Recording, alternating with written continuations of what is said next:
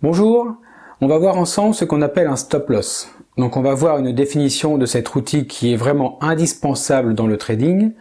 Ensuite, on va voir comment définir le niveau d'un stop loss, très important aussi. Et puis on finira par quelques diverses formes de stop qui existent dans le trading classique.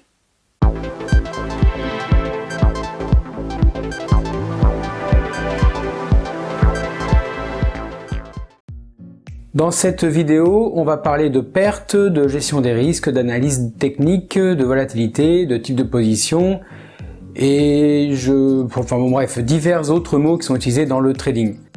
Les explications sur ces mots sont généralement disponibles dans les liens qui sont dans la description de cette vidéo. Le stop loss, donc comme j'ai dit dans le titre, est un outil qui est essentiel en trading et qui permet aux traders de gérer les risques et de limiter les pertes. Il s'agit d'un ordre qui est préalablement défini, qui est placé pour vendre dans le cas d'une position longue ou acheter dans le cas d'une position courte un actif à un prix spécifique afin de limiter les pertes en cas de mouvement défavorable du marché.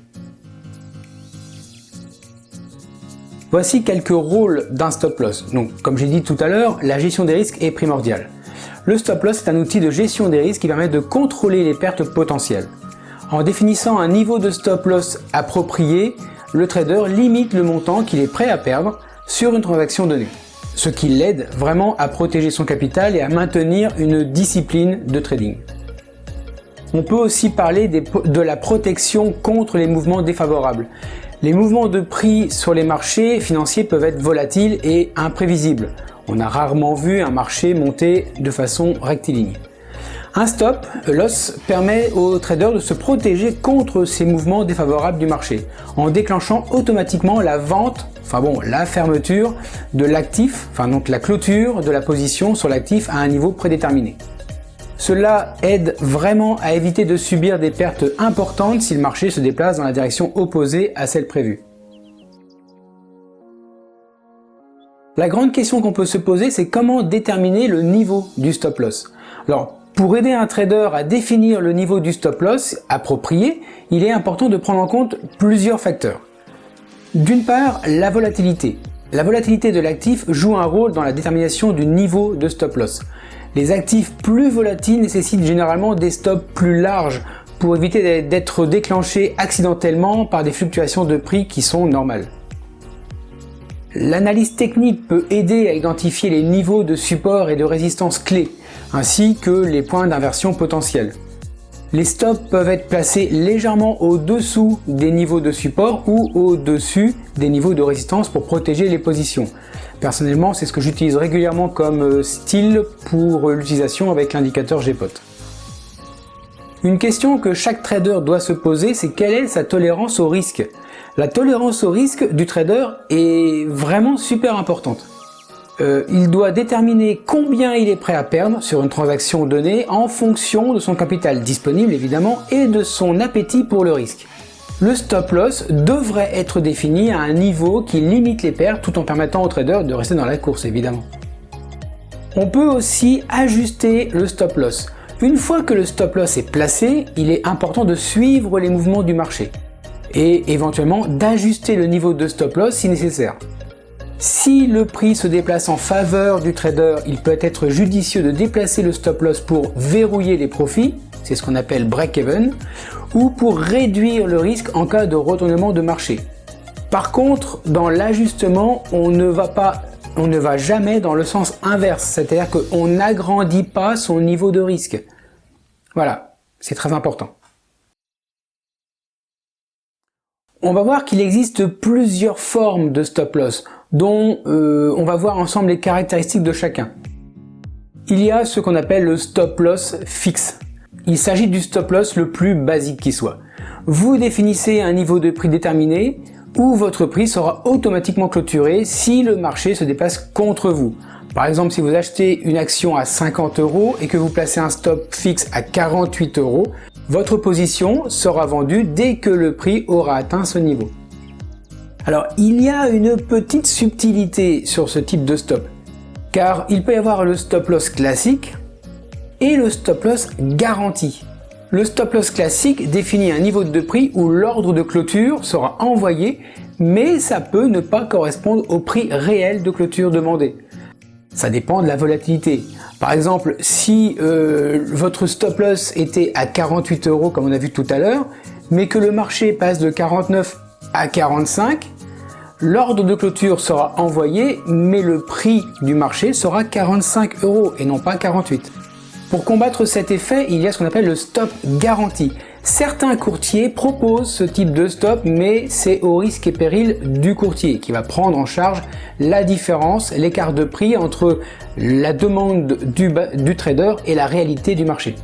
Bon, je vous avoue que ce type de stop est souvent facturé par les courtiers, soit par des spreads plus importants ou bien par des frais de transaction plus importantes. Ensuite, on peut aussi avoir un stop loss basé simplement sur le pourcentage. Avec cette forme de stop, vous définissez un pourcentage prédéterminé de pertes que vous êtes prêt à supporter avant de clôturer votre position. Par exemple, si vous êtes prêt à perdre 2% de votre capital sur un trade, vous placez un stop loss à un niveau où si le marché atteint ce niveau, vous ne perdrez pas plus de 2% de votre capital total.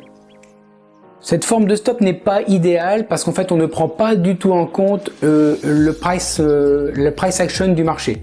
C'est pas génial. On limite le niveau de perte, mais il n'est pas accroché au marché, à la forme du marché. Sinon, on a aussi le trailing stop loss. Alors le trailing stop loss, c'est un stop loss qui est vraiment dynamique et qui suit la tendance du marché. Il s'ajuste automatiquement au fur et à mesure que le prix évolue en votre faveur. Si vous achetez une action à 50 € avec un trailing stop loss à 2 €, enfin 2 €, pardon, ça veut dire que le stop loss au début sera à 48 €. Et si le prix monte petit à petit à 51, 52, le stop loss va suivre cette progression. Si le prix baisse de 2 € par rapport au plus haut atteint depuis votre entrée, votre position sera clôturée. Les stop loss basés sur les niveaux techniques sont assez importants. Par exemple, vous pouvez utiliser les niveaux de support et de résistance pour placer votre stop loss. C'est conseillé quand même. En tout cas, il faut utiliser ce qui est sur le marché. Si vous achetez une action qui se négocie près d'un niveau de support, vous pouvez placer votre stop loss juste au-dessous du support pour vous protéger en cas de cassure à la baisse. Alors de même, si vous vendez à découvert près d'un niveau de résistance, vous placez votre stop loss au-dessus de la résistance. Ensuite, vous avez aussi des stop loss qui sont basés sur les indicateurs techniques. Ça marche très bien aussi. Certains traders utilisent des indicateurs techniques tels que les moyennes mobiles. On peut aussi prendre les bandes de Bollinger. Il y a différents indicateurs que l'on peut utiliser pour ça. Et on place le stop loss avec l'information de ces indicateurs.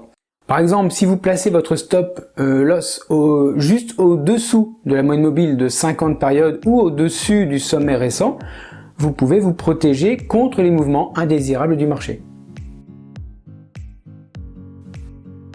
Pour conclure, on peut dire qu'il est vraiment important de choisir son stop loss ou le type de stop loss qui correspond le mieux à votre stratégie de trading, à votre tolérance au risque surtout, et à votre style de trading. Chaque forme de stop loss a ses avantages et ses inconvénients. Donc il est vraiment essentiel pour vous de les tester et de les ajuster en fonction de vos besoins et de votre expérience. Pour résumer très rapidement, on peut dire que le stop loss est un outil qui est vraiment essentiel en trading pour gérer les risques et limiter les pertes. Il aide à protéger le capital du trader en déclenchant automatiquement la clôture de la position à un niveau prédéterminé en cas de mouvement défavorable du marché. Pour définir un niveau de stop loss approprié, il est important de considérer la volatilité de l'actif, ça c'est vraiment super important. Et après, on peut utiliser aussi l'analyse technique, la tolérance au risque, vraiment en être conscient, et puis ajuster le stop loss en cas de besoin. Alors j'espère que maintenant tout ça est plus clair pour vous. En tout cas, vous n'aurez plus d'excuses si vos pertes excèdent le niveau que vous aviez prévu. Et oui. Maintenant, écoutez, je vais vous souhaiter de très bons trades et soyez prudents sur les marchés parce que même si vous avez votre stop loss, les marchés sont quand même fourbes.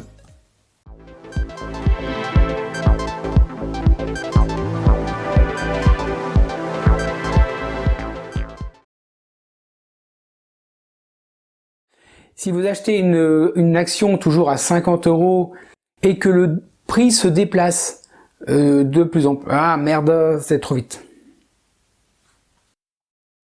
Période ou au-dessus d'un sommet récent pour vous protéger contre les mouvements indésirables des marchés. Et ben, c'est pas ce qu'il fallait dire.